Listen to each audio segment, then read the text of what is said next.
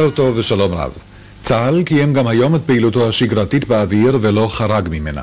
כך הבהיר הערב דובר צה"ל בתשובה על שאלת כתבנו הצבאי בעניין הידיעות ששידרו תחנות השידור בלבנון על עשרות מטוסי קרב ישראלים שחגו היום בין השאר מעל המערך הצבאי הסורי בבקעה ובצפון לבנון.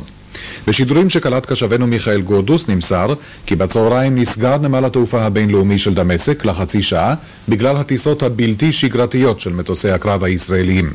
בשידורים מביירות נאמר עוד כי מטוסי הקרב הישראליים ביצעו התקפות מדומות על מטרות בלבנון, בעיקר באזור מחנות המחבלים הסמוכים לעיר טריפולי. כתבנו הצבאי מוסר כי בצהריים נורו כמה יריות לעבר סיור של צה"ל ליד גלרי סמען בביירות. לא היו נפגעים. תחזית אין עמנו היום בגלל עיצומים של עובדי השירות המטאורולוגי.